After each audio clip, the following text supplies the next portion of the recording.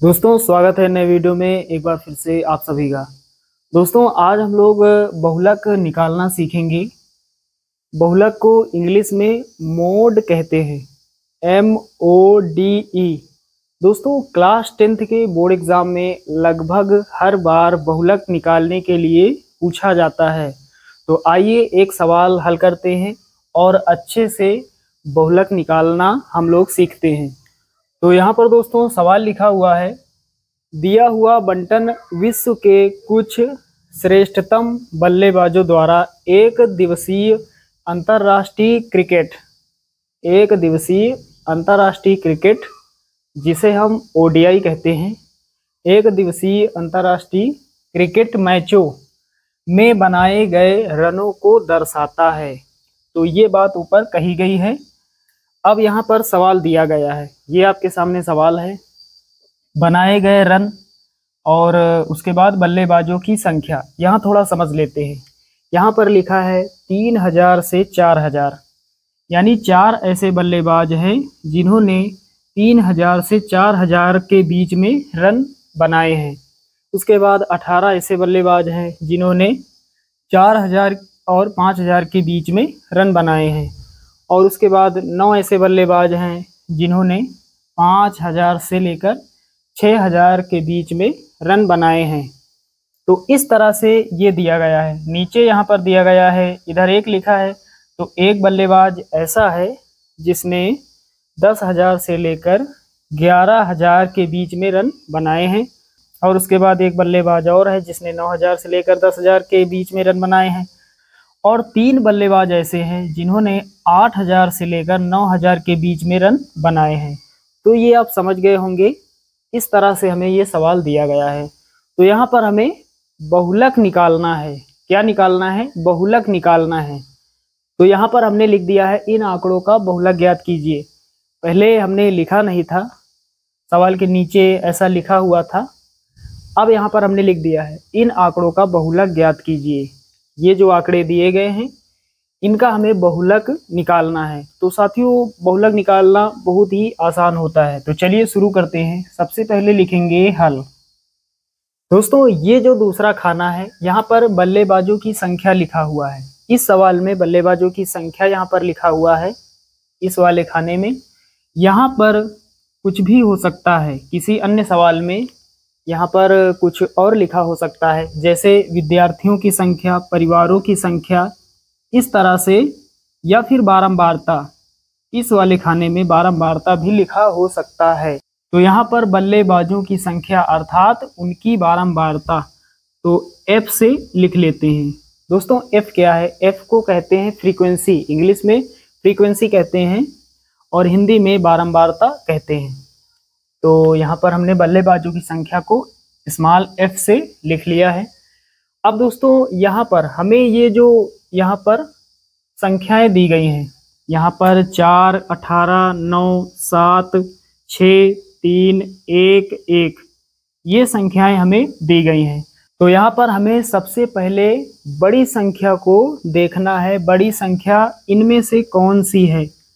4, 18, 9, 7, 6, 3, 1, 1 में कोई भी बता सकता है कि सबसे बड़ी संख्या है 18।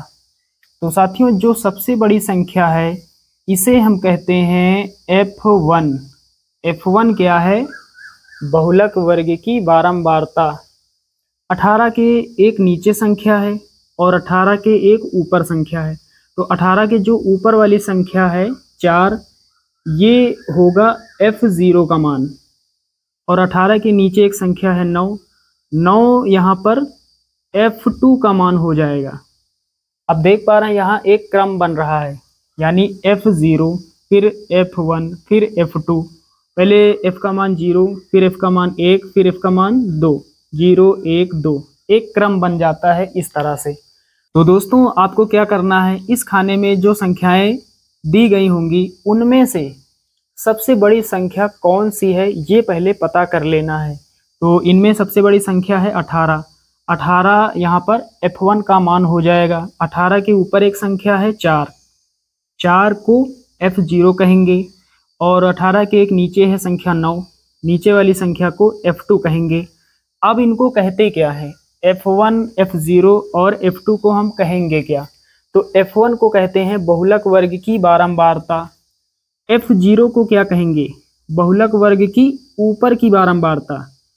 इस बारंबारता से ये ऊपर है या फिर आगे है, ऊपर अर्थात आगे। तो F0 को हम क्या कहेंगे? बहुलक वर्ग की ऊपर की बारंबारता या फिर बहुलक वर्ग की आगे की बारंबारता। और उसके बाद F2 को हम क्या कहेंगे? F2 जो है वो F1 के नीचे है, नीचे जो है अर्थात वो पीछे है।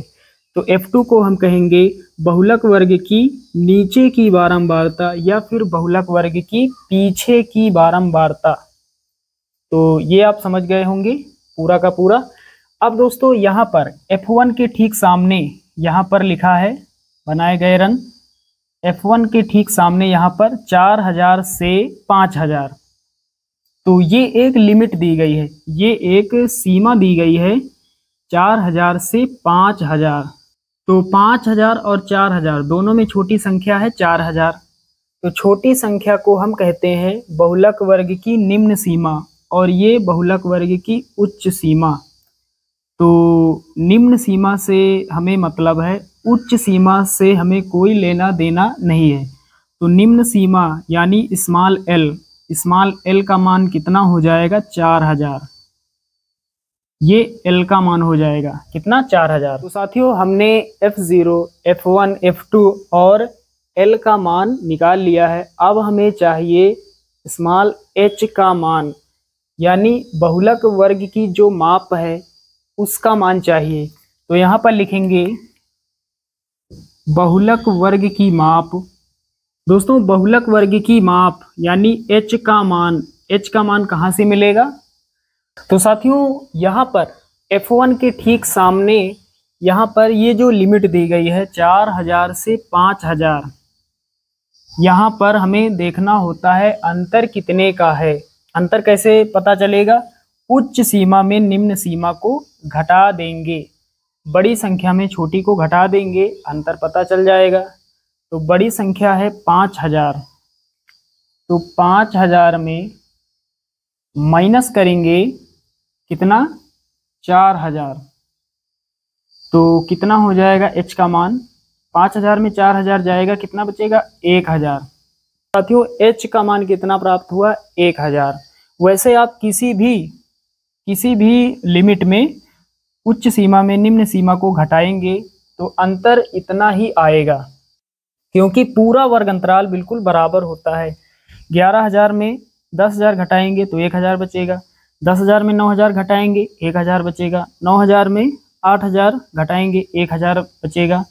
तो कुल मिलाकर डिफरेंस कितने का है? अंतर कितने का है? अंतर है 1000 का। तो जितने का अंतर होता है उच्च सीमा में निम्न सीमा को घटाने के बाद वो h का मान हो जाता है। तो ये आप समझ गए होंगे। अब यहाँ पर सभी मान लिख लेते हैं। तो यहाँ पर F0 का मान कितना प्राप्त हुआ? 4। F1 का मान कितना प्राप्त हुआ है? 18। और F2 का मान कितना प्राप्त हुआ है? 9। उसके बाद L का मान कितना? 4000। तो साथियों सभी मानों को हमने लिख लिया है। अब हमें फार्मूला लगा देना है। तो यहाँ लिखेंगे बहुलक बराबर, दोस्तों बहुलक का फार्मूला होता है L plus F1 minus F0 और इसके बटे में 2F1 minus F0 minus F2 और गुणा में H। ये सूत्र होता है बहुलक का। यहाँ पर रख देते हैं सभी मान।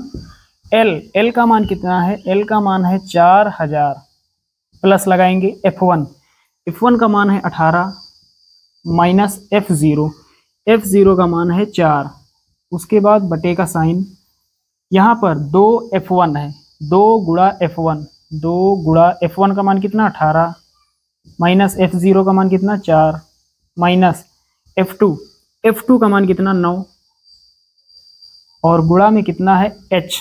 H का मतलब 1000। अंतर कितने का था? 1000 का। अब यहाँ सॉल्व कर लेते हैं। तो पहले लिखेंगे 4000, उसके बाद प्लस लगाएंगे 18 में घटाएंगे 4, 14 बचेगा, फिर बटेगा साइन, 18 दूना 36, 36 हो जाएगा। उसके बाद माइनस का 4 माइनस का 9, एक समान चिन्हों वाली संख्याएं जुड़ जाती हैं और चिन्ह वही रहता है। तो माइनस का 9 माइनस का 4 माइनस का 13 हो जाएगा और गुणा में 1000। थोड़ा और सॉल्व करते हैं। तो पहले 4000 प्लस 14 का गुणा, 14 का गुणा होगा 1000 से, तो कितना हो जाएगा, 14 के 14 और 3 0, 14000 हो जाएगा। नीचे 36 में घटाएंगे 13, कितना बचेगा, 23 बचेगा। 6 में 3 जाएगा 3 और 3 में 1 जाएगा 2, 23 बचेगा। अब दोस्तों हमें क्या करना है, 14000 को 23 से भाग देना है। जो भी आएगा उसे हम 4000 के साथ जोड़ देंगे और वही हमारा फाइनल आंसर हो जाएगा। तो चलिए अब इधर हल कर लेते हैं। तो चलिए 23 से पहले भाग दे देते हैं ताकि आपको अच्छे से समझ में आ जाए। यहाँ पर इधर दे देते हैं, 14000 को भाग देना है 23 से। तो साथियों ये कितनी बार जाएगा, 2 संख्याएं लेंगे 14 हो जाएगा, जो कि 23 से कम है। तो 3 संख्याएं लेंगे 140। तो यहाँ पर कितनी बार हम पहाड़ा पढ़ें 23 का कि 140 आ जाए। तो साथियों 23 का पहाड़ा यदि हम 6 बार पढ़ेंगे तो कितना आ जाएगा, 23 छक्के 138। अब 140 में 138 जाएगा, 2 बचेगा। अब यहाँ पर अच्छे से समझ लेते हैं। यहाँ पर कितना है, 2 है और यहाँ 23 है। 23 का कितनी बार पहाड़ा पढ़े कि 2 आ जाए, एक बार पढ़ेंगे 23 आएगा। इसका मतलब 23 का हमें पहाड़ा पढ़ना ही नहीं है, मतलब 0 बार पढ़ना है। 23 का पहाड़ा एक बार पढ़ेंगे तो 23 आएगा, लेकिन यहाँ पर 2 है तो 23 का पहाड़ा हम 0 बार पढ़ेंगे। तो यहाँ हम 0 लिखेंगे और यहाँ पर 23 का गुणा जब 0 से करेंगे कितना आएगा, 0। अब 2 में 0 माइनस करेंगे कितना आएगा, 2 आएगा। अब ये 2 0 हमें उतारने हैं, तो एक 0 से काम चलेगा नहीं। 23 है यहाँ पर, तो दोनों 0 को यहाँ उतारेंगे, कितना हो जाएगा, 200। अब दोस्तों 23 का हमें पहाड़ा पढ़ना है और 200 से आगे हमें नहीं जाना है। तो कितनी बार पहाड़ा पढ़ेंगे, 23 अट्ठे 8 बार जाएगा, 23 अट्ठे कितना होता है, 184। आप लोग टेबल याद करते रहिएगा, टेबल बहुत इम्पॉर्टेंट होता है गुणा और भाग करने में। तो 23 अट्ठे कितना होता है, 23 अट्ठे होता है 184। 200 में 184 जाएगा, कितना बचेगा, 10 में 4 जाएगा, 6 बचेगा। और यहाँ पर कितना, यहाँ पर अब बचा 19। 20 से हमने 1 लिया हासिल, तो यहाँ पर 19 बचा। 19 में 18 जाएगा, कितना, 1 बचेगा, तो 16 बचेगा। अब दोस्तों क्या करेंगे, अब यहाँ पर हम दशमलव लगाएंगे और यहाँ पर 0 बढ़ाएंगे। अब हमारे पास कितना हो गया, 160। तो 23 का पहाड़ा कितनी बार पढ़े, 160 हो जाए, तो 6 बार में कितना होगा, 138 होगा और 7 बार में ज़्यादा हो जाएगा। तो 23 छक्के, तो यहाँ पर 6 लिखेंगे, 23 छक्के कितना होगा, 138। अब माइनस कर लेते हैं, तो 10 में 8 जाएगा, 2 बचेगा। और इसके बाद यहाँ 5, 5 में 3 गया, 2 बचा, 1 में कुछ नहीं, 22 बचा। दशमलव लगा है, 0 बढ़ा लेते हैं, कितना हो गया, 220। तो 23 का पहाड़ा में पढ़ना है, 220 से आगे नहीं जाना है। कितनी बार पढ़ेंगे, 23 धाम में 230 होगा, तो 10 बार में ज़्यादा हो जाएगा, तो 9 बार पढ़ेंगे। तो यहाँ लिखेंगे 9, तो 23 नवैया कितना, 207। अब माइनस कर देंगे, 220 में 207 जाएगा, कितना बचेगा, 13 बचेगा। आगे हमें हल नहीं करना है, दशमलव के बाद 2 अंकों तक हमें हल करना होता है। आगे ये आता ही जाएगा इस तरह से, यहाँ पर अंक बढ़ते ही जाएंगे, ये रुकने का नाम नहीं लेगा। तो दशमलव के बाद 2 अंकों तक हमें हल करना होता है, हमने हल कर लिया। दोस्तों यहाँ पर कितना आया, 608.69। इसको हम इस तरह से भी लिख सकते हैं, इसको हम लिख सकते हैं 608.7। इस तरह से लिख सकते हैं। क्यों लिख सकते हैं? क्योंकि दशमलव के बाद यदि दूसरा वाला अंक 5 से बड़ा हो, 6 हो, 7 हो, 8 हो, 9 हो, इस तरह से, तब हम क्या करते हैं, दशमलव के बगल वाली संख्या में एक अंक जोड़ देते हैं और फिर दोनों अंकों को हटा देते हैं। तो दशमलव के बगल में है 6, 6 में एक अंक जोड़ देंगे 7, अब दोनों अंकों को हम घटा देंगे। तो इस तरह से भी लिख सकते हैं, दोनों का मतलब एक ही है। अब यहाँ पर क्या करेंगे, यहाँ पर 4000 प्लस 14000 को हमने 23 से भाग दिया, कितना प्राप्त हुआ, 608.7 या फिर 608.69। बिल्कुल दोनों एक ही हैं, ज़्यादा कोई फ़र्क इसमें है नहीं। तो चलिए अब 4000 में 608.7 जोड़ देते हैं। आप लोग जोड़ना तो अच्छे से जानते ही होंगे। पहले 4000 हमें लिखना है, उसके बाद कितना, 608 है तो 806.7 अब हमें जोड़ देना है। तो 0.7 पहले लिखेंगे, फिर ये 8 हो जाएगा, फिर 0 और फिर 6 और फिर 4। तो फाइनली हमारे पास कितना हो जाएगा, 4608.7। और यहाँ पर 4608.7 यहाँ पर ये क्या है, ये है बल्लेबाजों के द्वारा बनाए गए रनों का बहुलक। चलिए जगह कम है इसलिए यहाँ लिख देते हैं, यहाँ पर लिखेंगे 4608.7, बगल में रन लिख देंगे क्योंकि यहाँ पर बल्लेबाज जो है वो रन ही बनाए हैं, तो बगल में रन लिख देंगे और यही हमारा फाइनल आंसर हो जाएगा।